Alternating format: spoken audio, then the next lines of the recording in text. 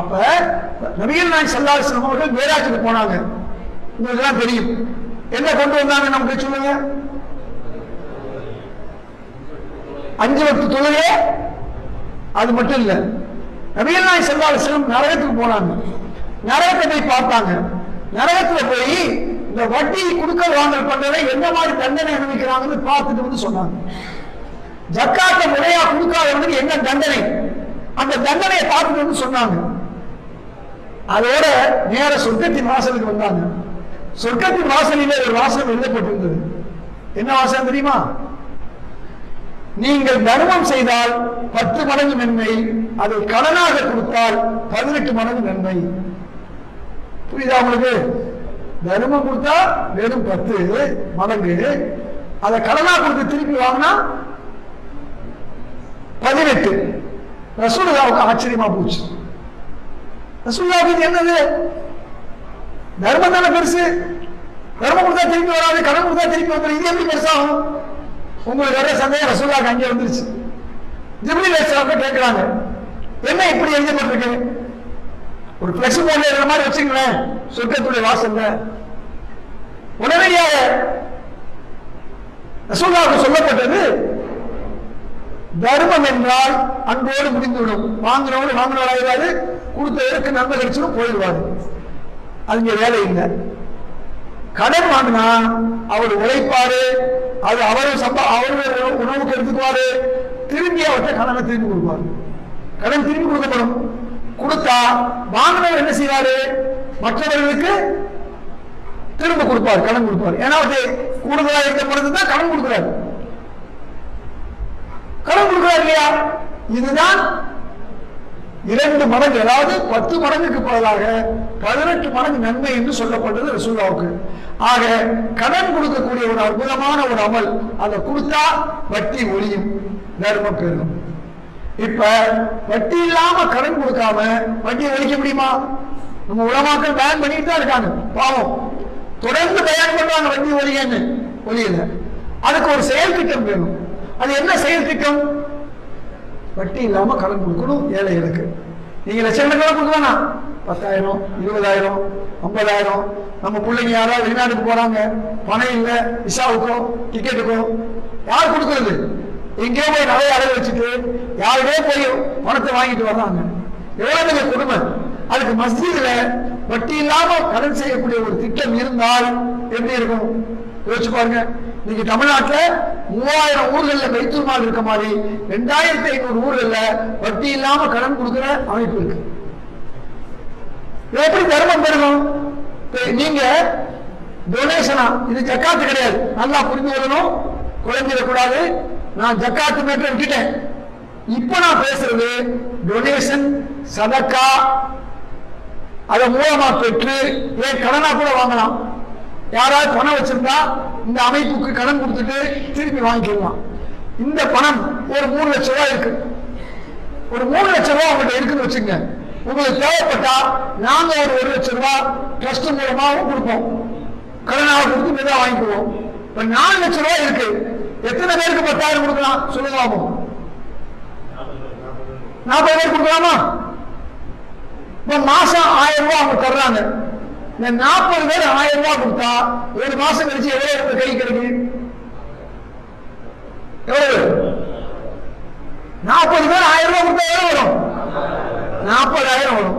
இந்த 40,000 இன்னொரு 4 பேர் கொடுக்கலாமா? ஒரு மாசம் கழிச்சு. அடுத்த மாசம் இன்னொரு 40 வரும். ஒரு வருஷத்துல 4 லட்சம் ரூபாய் 8,80,000 ரூபாயா மாறும். 40 பேருக்கு கொடுத்த கடன் எவ்வளவு பேருக்கு சேரும்? 88க்கு போய் சேரும். நல்லா யோசிங்க. நீங்க வச்சிருந்த 40, அது 8,80,000 மாறிடுச்சு. பணமா மாறல, நன்மையா மாறிடுச்சு. இப்ப அல்லாஹ் என்ன சொன்னா? 80 ரூபாய் ஒரு இறுதிய சதக்கா. நீங்க வட்டியை ஒழிச்சு வட்டி இல்லாம கடன் கொடுத்தீங்க. இப்ப என்னாச்சு? தர்மம் பெருகிருச்சு. அல்லாஹ் என்ன சொன்னா? தர்மம் பெறுகிறது. அப்ப வட்டி இல்லாம கடன் கொடுக்கக்கூடிய ஒரு அமைப்பை இன்ஷா அல்லாஹ் உருவாக்கலாமா?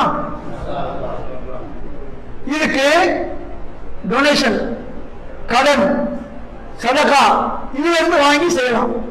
இன்ஷால்லா சிறுகா செஞ்ச பல ஊர்கள் இன்னைக்கு அறந்தாங்கன்னா வாங்க ஆரம்பிங்கிறாங்க.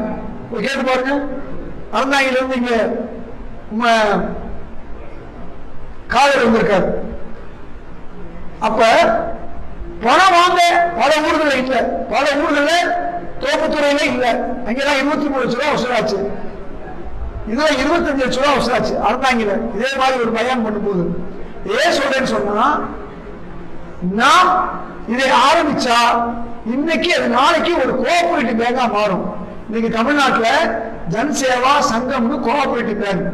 இதை நீங்க சிறப்பா செஞ்சீங்கன்னா 10 லட்சம் 20 லட்சம் உங்களுக்கு கடன் வாங்கி கொடுக்கலாம். நீங்க போய் வெளியே கடன் வாங்க முடியல. ஜன்சேவான ஒரு கோஆபரேட்டிவ் பேங்க் முஸ்லிம்களுக்காக நடந்து கொண்டு இருக்குது. ஏறத்தாழ 15 இடங்கள் தமிழ்நாட்டில் நடக்குது, சங்கமும் நடக்குது. இந்த கோஆபரேட்டிவ் பேங்குக்கு அடிப்படை ஆதாரம் பணம். அதை நீங்க செஞ்சீங்கன்னா நாளைக்கு இந்த பகுதியில் ஒரு லால்பேட்டை பாருங்க, கோஆபரேட்டிவ் பேங்க் ஜன்சேவா இருக்கு, திருச்சியில இருக்கு, ராமநாதபுரத்தில் இருக்கு, போய் பாருங்க. மதுரையில் இருக்கு, விருதுநகர்ல இருக்கு, திருநெல்வேலியில் இருக்கு, கன்னியாகுமரியில் இருக்கு, சென்னையில இருக்கு, வாணியம்பாடியில் 2 இருக்கு. அந்த மக்கள்லாம் இன்னைக்கு 5 லட்சம் 10 லட்சம் வேணும்னா கோஆபரேட்டிவ் பேங்க்ல இஸ்லாமிய வங்கி முறையில் வாங்கிக்கிறாங்க. லாபத்துல ஒரு பங்கை கொடுத்துடுறாங்க, வட்டி இல்லை. அப்ப இந்த வட்டி இல்லா கடனை இன்ஷால்லா ஆரம்பிக்கலாமா? ஆரம்பிக்கலாம் இல்லையா? அதுக்காக ஒரு முயற்சி எடுங்க. அதுக்காக வேண்டி இப்ப ஜக்காத்து பணம் வசூல் பண்ணியிருக்கோம். இது ஜக்காத்தா இருக்கட்டும். இது இல்லாம நம்முடைய மக்கள் வெளிநாட்டுல வேலை செய்யறாங்க, வெளிநாட்டுல இருக்காங்க, அவர்களுக்கு எடுத்து சொல்லுங்க. நம்ம ஊர்ல பைத்துல் மால் ஆரம்பிச்சிருக்கோம். இதுவரை கூட்டு ஜக்காத்தாவை யார் யாருக்கோ கொடுத்தவர்கள் உங்களுக்கு அனுப்பிச்சிருவாங்க. எங்க அனுப்பிச்சிருவாங்க? நம்ம ஊருக்கு அனுப்பிச்சிருவாங்க. இதுவரை அவர்கள் கொடுத்தது ஜக்காத்து பணம். இனிமே என்ன செய்வாங்க? சதக்கால இருந்து அமைப்புகளுக்கோ அல்லது கட்சிகளுக்கோ கொடுப்பாங்க. ஆனா ஜக்காத்து எங்க கொடுக்கணும்?